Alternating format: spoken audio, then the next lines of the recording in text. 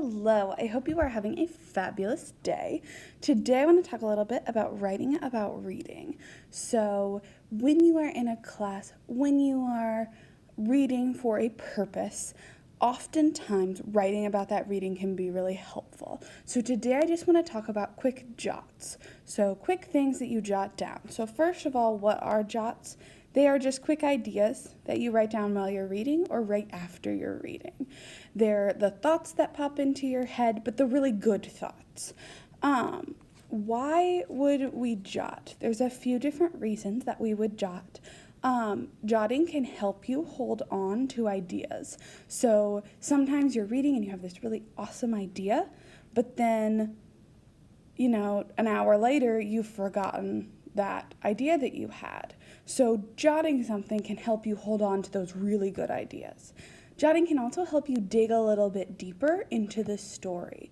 So if you have some of those really good ideas jotted down, you can go back to them and dig deeper into those ideas that you had. You can see how they progress. You can see what changes. You can see if that idea stays true throughout the book. So you can really dig deeper into your story. If you don't jot those things down, then sometimes, again, you forget about them. You can't go back to them as well as you can when you have that jot right there.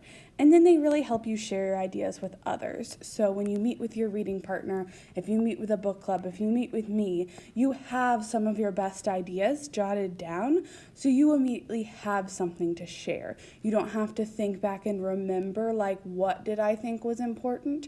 You have it jotted down right in front of you. So it can make sharing really, really powerful, rather than just kind of like you're sitting there staring at each other. So the next question is, when do I jot? Sometimes you're reading and you're like, I know I'm supposed to write something down, but I don't know when to write things down. I don't know how to know what to write down.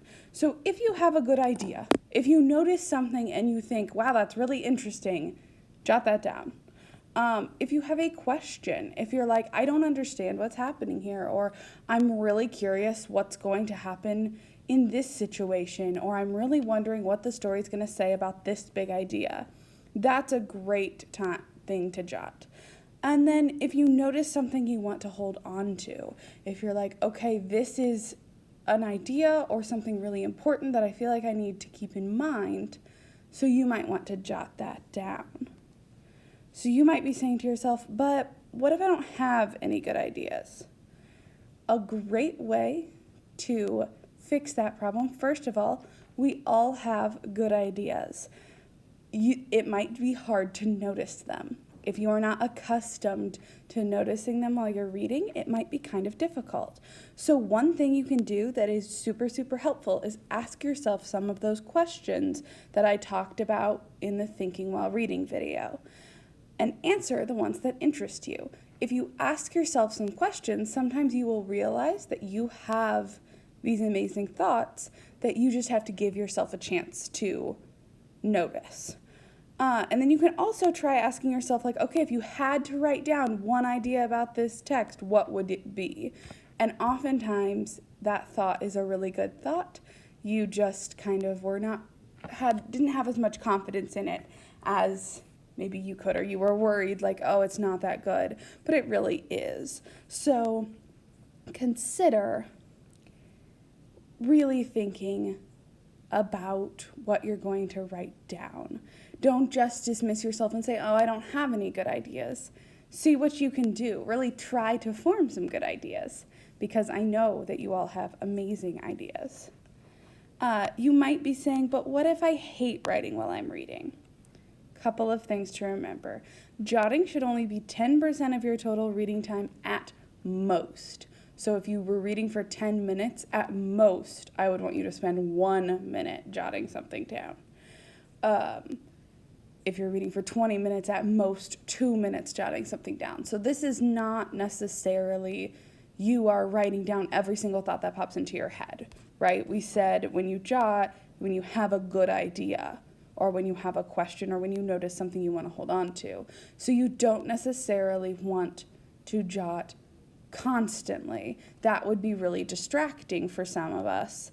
and would cause us to not really enjoy the book or understand what was going on. So this is definitely just a small amount of jotting. 1 or 10% of your total reading time. Most of your time should be spent reading and thinking, but jotting down our best ideas. You do not want to jot down every idea you have, only the most interesting or important ones.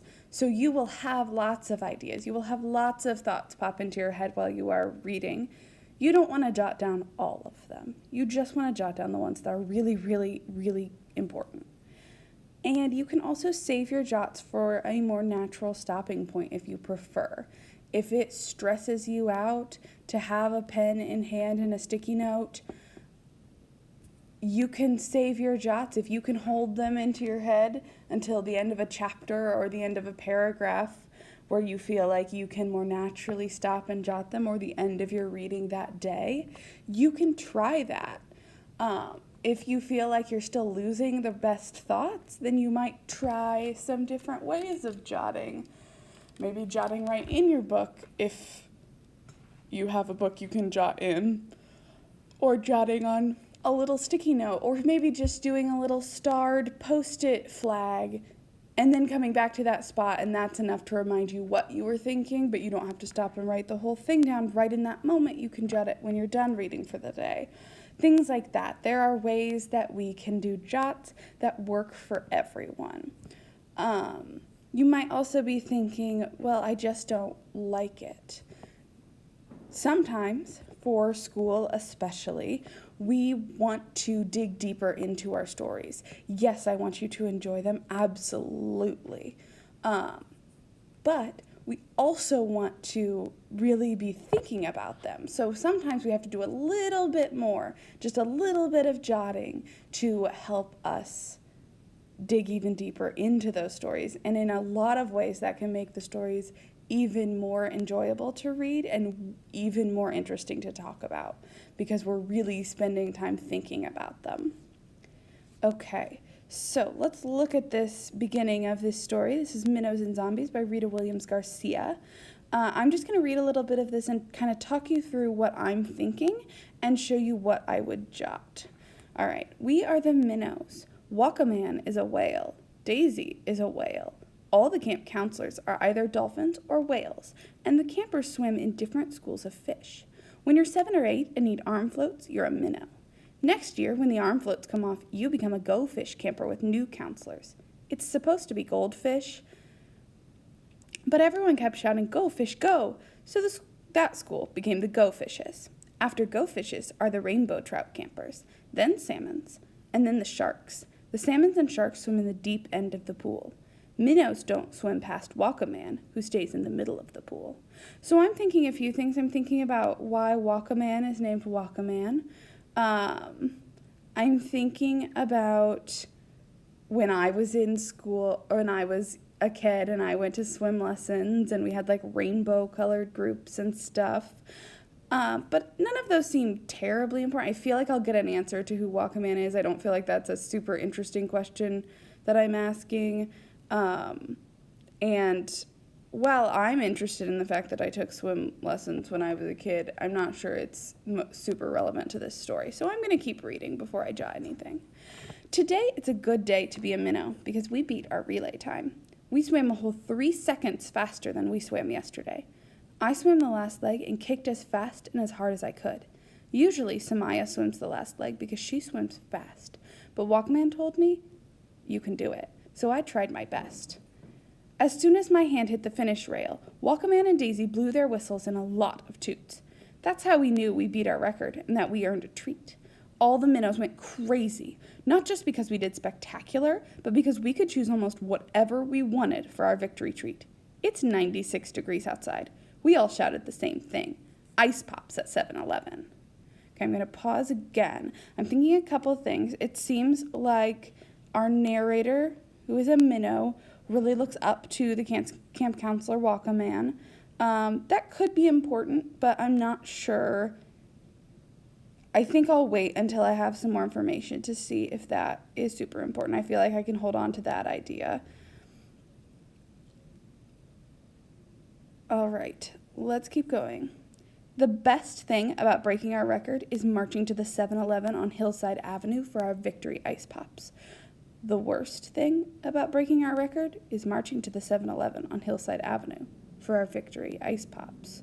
So I'm going to pause for a second. This one does seem important. This sentence, these two sentences, the best thing and the worst thing about breaking our record is marching to the 7-Eleven on Hillside Avenue for our victory ice pops. So there's definitely, I'm thinking about, I'm curious why it's the best and the worst. I feel like I'll get an answer to that pretty fast. But I'm wondering about, this dichotomy of really good things and really bad things. So I'm thinking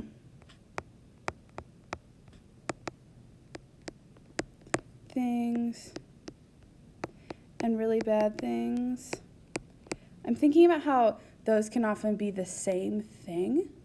Like in this example, these two sentences, marching to the 7-Eleven on Hillside Avenue for their victory ice pops is both the best thing and the worst thing, according to the narrator. So I'm wondering if this story is going to say something about really good things and really bad things, both being the same. I could be wrong as I keep reading. I might realize, oh, that was not really the main point, but maybe it's related. Or I might just look and see what I think about that. So really good things and really bad things can be the same. So that seems important. So that just seems more interesting and important than any of the other things I thought. I do also think it's interesting that our narrator seems to look up to Wakaman when he says you can do it. They tried their best. So I am I'm interested in that too, but this is the jot I want to make, that this really good things and really bad things can be the same thing. Will the story say something about this?